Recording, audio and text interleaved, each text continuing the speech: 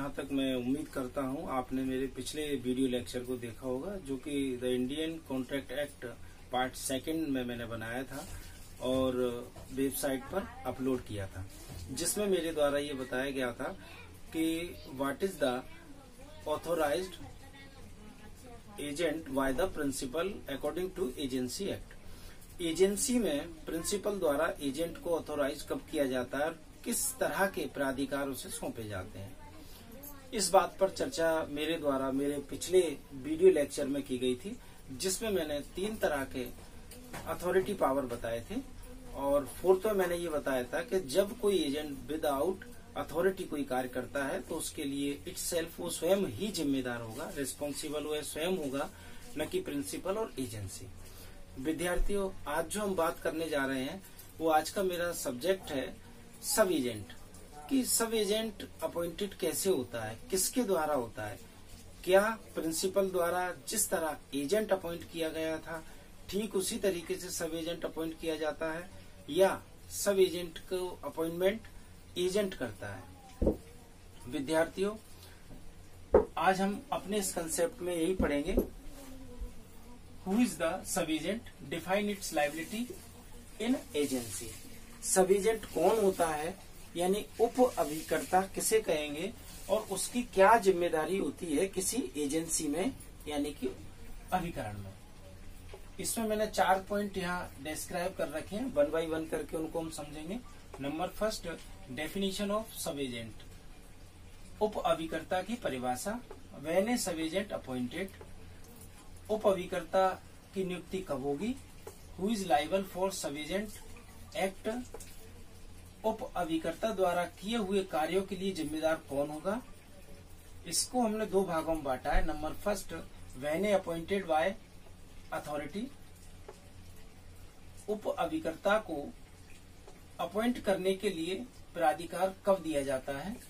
When A appointed without authority, और उप अभिकर्ता को बिना प्राधिकार के कब अपॉइंटमेंट किया जाता है। 4th, liability of principal. Principal यानी कि एजेंसी मालिक, जिसे हम मालिक कहते हैं, मालिक की इसमें क्या जिम्मेदारी होगी। इन सभी पॉइंट्स पर यानी सभी बिंदुओं पर हम 1 by 1 करके चर्चा करेंगे। Number first, definition of sub agent. Who is the sub agent, what is the means about to sub agent. Sub agent means about a agent under observation of the agent a appointed a person. जब कोई एक व्यक्ति अभिकर्ता के नेतृत्व में नियुक्त किया जाए तो उसे हम उप अभिकर्ता कहते हैं। सब एजेंट यानी जिसका गाइडेंस कौन देगा, जिसको गाइड कौन करेगा, एक एजेंट, जिसकी नियुक्ति प्रिंसिपल द्वारा हुई थी।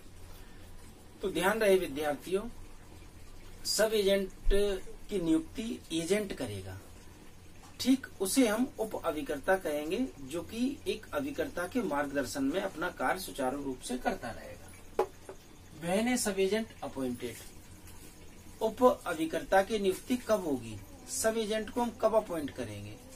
तो ध्यान रहे विद्यार्थियों, सब एजेंट को हम अपॉइंट करेंगे 2 कंडीशन में। जब या तो उसे अपॉइंट करने के लिए प्रिंसिपल ने हमसे कहा है, या प्रिंसिपल ने नहीं कहा है, लेकिन कुछ कंडीशंस ऐसी आती हैं, कुछ परिस्थितियां ऐसी आती हैं जिन परिस्थितियों में हमें किसी व्यक्ति की मदद की जरूरत है, और ऐसी कंडीशन में जब एजेंट होता है तो एजेंट को उस समय सब एजेंट का अपॉइंटमेंट करना होता है, क्योंकि बिना उसके सहयोग और सहायता के वह अपना कार्य सुचारू रूप से नहीं कर सकता, और जिस कार्य की जिम्मेदारी एजेंसी ने उसे दी है उस कार्य को वो अंतिम उद्देश्य तक नहीं पहुंचा पाएगा। Third, who is liable for सब एजेंट एक्ट। सपोज दैट सब एजेंट का अपॉइंटमेंट एजेंट ने या प्रिंसिपल ने कर लिया, लेकिन who is the liable for act given by सब एजेंट। सब एजेंट यानी कि उप अभिकर्ता ने जो कार्य किए हैं, उन कार्यों के प्रति 2 परिणाम निकलेंगे, या तो उसके द्वारा किए हुए कार्यों से अच्छे परिणाम निकलेंगे और एजेंसी को लाभ होगा, या परिणाम अच्छे नहीं होंगे तो एजेंसी को नुकसान होगा।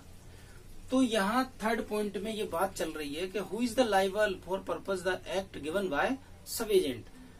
उप अभिकर्ता ने जो कार्य किए हैं उन कार्य को बदले में अगर उसके परिणाम कुछ ऐसे निकलते हैं जिससे कंपनी को यानी एजेंसी को या प्रिंसिपल को कुछ नुकसान होता है, तो उस नुकसान की भरपाई कौन करेगा, उन कार्यों के प्रति जिम्मेदार कौन रहेगा।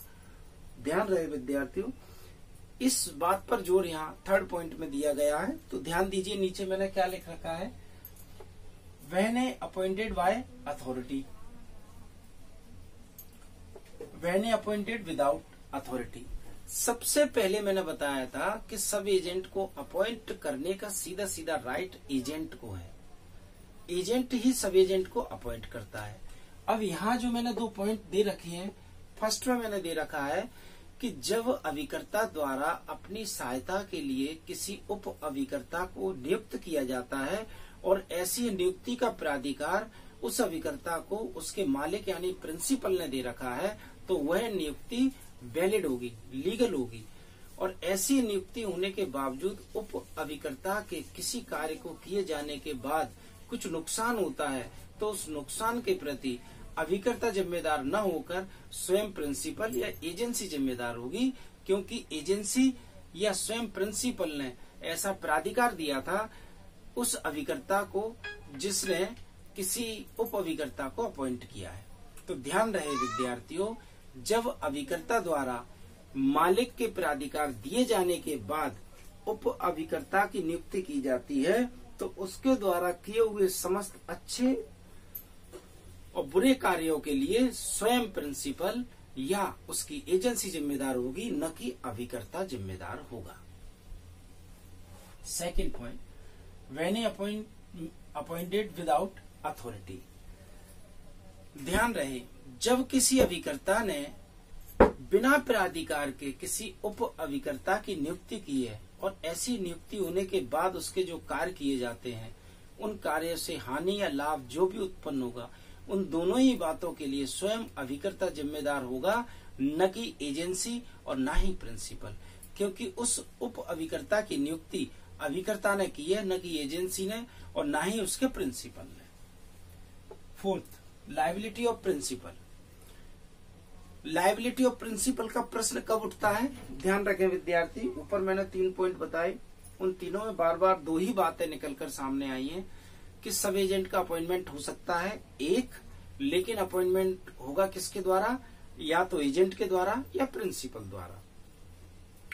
तो अगर सब एजेंट का अपॉइंटमेंट एजेंट द्वारा हुआ है तो जिम्मेदार एजेंट होगा, लेकिन अगर सब एजेंट का अपॉइंटमेंट प्रिंसिपल द्वारा हुआ है, एजेंसी मालिक द्वारा हुआ है, तो ध्यान रहे विद्यार्थियों, उसके प्रत्येक एक्ट के लिए एजेंसी या स्वयं प्रिंसिपल जिम्मेदार होगा, न कि एजेंट।